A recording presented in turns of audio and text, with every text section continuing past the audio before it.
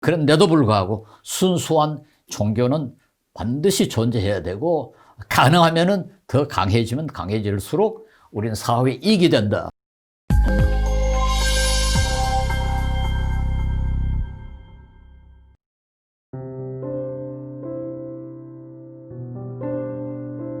여러분께서 질문하신 것 가운데 첫 번째가 제가 읽겠습니다. 현대 우리나라 민주주의에서 가장 큰 문제점은 무엇이라고 생각하십니까? 우선 이 부분부터 대답하겠습니다. 저는 두 가지라고 보는데, 하나는 우리는 우리 권리를 주장하는 데는 상당히 발전했습니다. 과거에는 우리 권리도 주장하지 못하고 그대로 양보를 하고 말았는데, 이제는 권리 주장은 꽤 잘하고 있어요. 근데 문제는 다른 사람의 권리를 존중하는 데는 매우 약합니다. 이건 단순히 법적으로만 그런 게 아니라 일상생활에서 다른 사람도 나와 똑같은 권리를 가지고 있다 하는 거, 이게 민주주의의 가장 중요한 요소인데, 이게 우리 국민에게 큰 약점이고요. 이제 조금 구체적으로 들어가서는 우리나라 정당, 특별히 이 정치인들의 사고방식, 이게 아직까지 권력을 너무 중요시한다. 국민을 위해서 봉사한다는 생각이 너무 약하고, 아직까지 우리의 권력, 그리고 심지어는 우리의 이상, 국민의 이익보다는 국민의 이익이라고는 이름으로 자기 이상을 달성하려는 요소가 너무 좀 강하다. 이 두 가지 지적하고 있습니다. 그 다음에 거대 여당이 탄생한 작금의 상황에서 한 시민으로, 한 사람의 국민으로 어떤 태도로 정치계를 바라봐야 할까요? 물론 공정해야죠.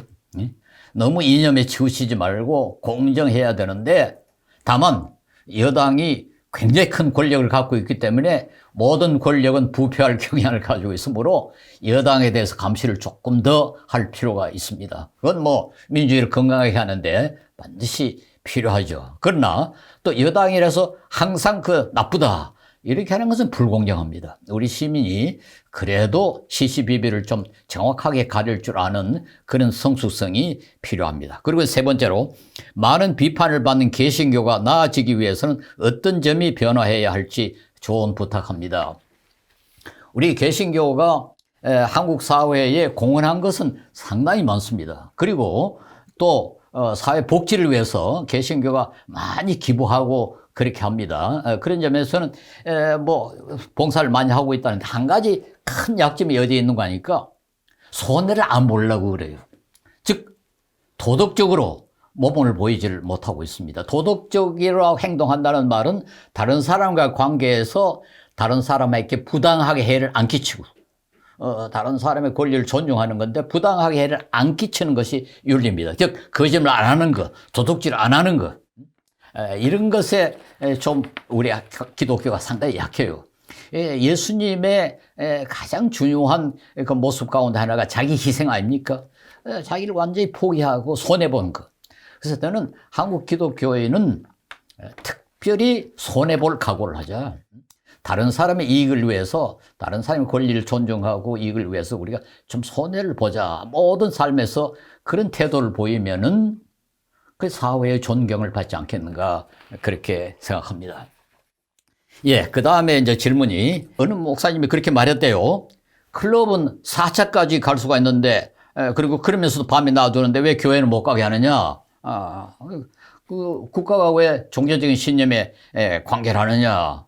그런데 이건 저는 이거 좀 잘못 짚었다고 생각합니다. 국가가 교회의 모임에 조심하라는 것은 국가가 종교를 단합하기 위해서가 아니라 전염병이 도니까, 그 전염병이 확산이 되면 사람이 죽으니까, 무고한 시민들이 그 병에 걸려가 죽으면은 그건 안 되죠. 그러니까 이런 그 질문은 전혀 그 의도에 어긋납니다. 말하자면 정부가 교회를 보고 그렇게 뭐 잘 모이지 마라 하는 의도가, 국가가 교회를 갖다가 무슨 압제하기 위해서, 종교에 간섭하기 위해서가 아니라 무고한 시민이 병에 걸리지 않게 보호하기 위해서 한 거니까, 이게 클럽하고 비교하면 안 돼요. 클럽도 그렇게 하면 안 되고, 교회도 아주 조심해서 전염병이 확산이 안 되도록 정부의 이런 정책에는 우리가 절대적으로 그 협조를 해야 됩니다. 근데 말도 안 되는 주장을 요구를 할 때 그때는 물론 우리가 항의를 해야 되지만 이건 종교 자유와는 전혀 무관하다. 저는 그렇게 생각합니다. 일부 종단의 폐대가 지금 코로나19 전염병으로 말미암아 나타났다. 그래서 사회에서 우리 종교인의 그 역할이 무엇인가, 그리고 제대로 수행하려면 각 종교단체에서 어떤 방향으로 변화가 필요하냐, 본래 그 종교의 원칙에 입각하면 다 해결이 됩니다. 우리 기독교로 말하자면 예수님의 가르침에 충실하면 모든 문제가 다 해결돼요. 뭔가니까 손해보자, 희생하자, 낮아지자, 봉사하자. 그거 하면은 누가 문제를 일으키겠습니까?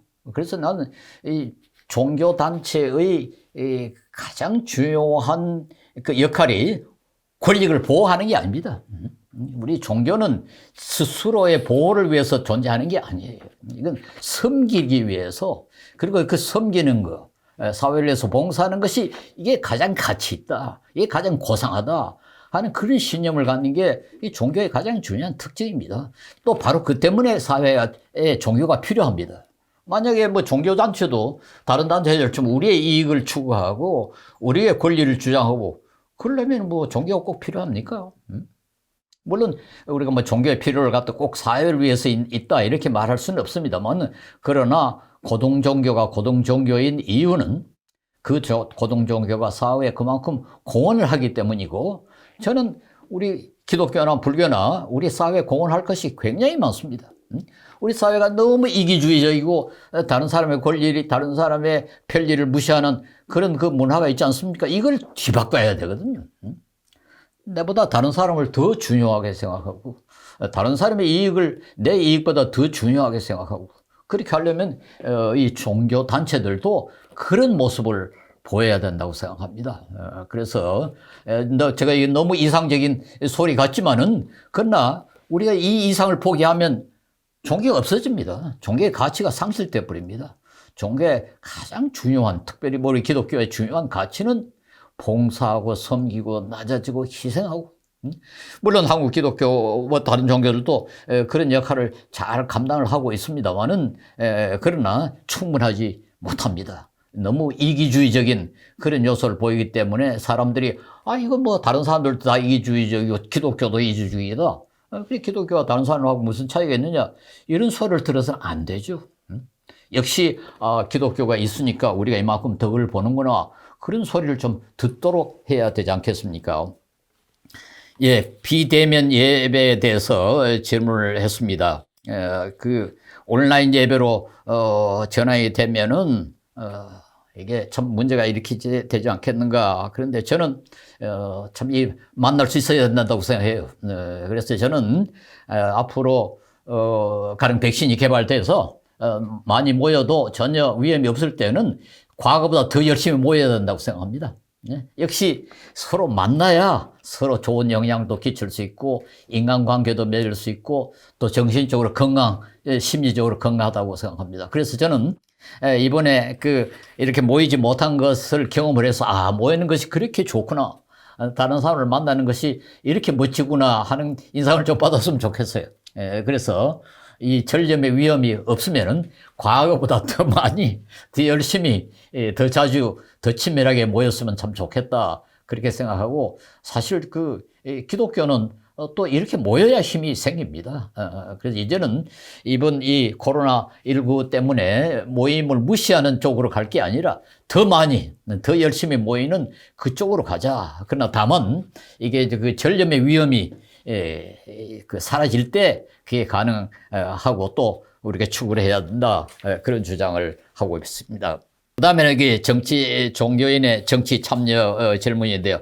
제가 강의에서 어느 정도 이야기를 했습니다만은, 이 종교인은 정치에 참여하면 안 됩니다. 가령 목사는 정치하면 안 됩니다. 그건 대통령이 설교하면 안 되는 건 마찬가지입니다. 정부가 교회에 와가지고 너 이렇게 믿어라 저렇게 믿어라 하면 우리가 용납하겠습니까? 똑같이 목사가 정부에 가서 이렇게 해라 저렇게 해라 하는 건 그건 안 됩니다. 그래서 기독교인, 종교인은 정치 활동을 할 수 있습니다. 그러나 그 종교 지도자들, 종교의 전임자들은 절대로 정치에 참여하면 안 됩니다. 마치 정치가가 종교 활동에 주도권을 쥐는 것이 안 되는 것처럼, 그래서 이건 분리를 해야 됩니다. 이것이 바로 그 교회와 국가의 분리입니다. 그래서 종교적인 신념으로 정치를 한다면은, 그리고 그 신념이라는 것이 아까 내가 이야기한 것처럼 손해보고 섬기고 낮아지고 그 신념으로 정치를 한다면 아주 좋죠. 그러나 그렇게 되겠습니까? 그래서 제가 아까 제시한 이유처럼 네 가지 그 이유를 제시했습니다만, 아직까지 한국에서는 종교 이름으로 정치 활동은 안 했으면 좋겠다. 그렇게 생각을 합니다. 마지막으로 이 탈종교화 시대에 우리 크리스천들이, 좀 기독교인들이 어떻게 해야 되겠는가? 한국에서도 이 그 탈종교 분위기가 좀 확장이 된다고 그렇게 말했습니다. 여기 보니까 이 종교인의 수가 점점 줄어지고 있다, 그렇게 생각하는데요. 예, 뭐 저는 사실 좀 안타깝다고 생각을 합니다. 이건 뭐 여러 가지 이유가 있는데요. 첫째, 종교에 대한 오해, 또 둘째, 과학에 대한 이 오해, 그리고 우리 그 기독 종교가 사실 제 기능을 하지 못했기 때문에 이런 현상이 생긴다, 그렇게 주장을 합니다. 그러나 저는 그렇게 생각합니다. 진정하게 보편적인 가치를 추구하고, 그리고 지금 고등 종교가 가지고 있는 그 교리들을 아주 그대로 실천만 하면은 이런 종교는 강해지면 강해질수록 사회에 이익이 되고 또 사회가 마땅히 환영해야 한다. 그러나 참 인간이 점점 더 이기주의적이 되어 가는데 과연 이것이 가능할까? 그것에 대해서는 좀 비관적인 그런 생각을 저도 갖고 있습니다. 그래서 현실은 비관적입니다만은 이상으로는 그렇게 돼서는 안 된다. 우리 고등 종교는 유지돼야 되고, 뭐 저는 개인적으로 물론 기독교는 강해져. 원칙적으로 강해져야 된다, 이렇게 생각합니다. 그래서 이 탈종교 현상은 저는 상당히 참 안타깝게 그렇게 바라보고 있습니다. 예, 이렇게 해서 여러분이 하신 질문을 대답했습니다. 감사합니다. 안녕히 계십시오.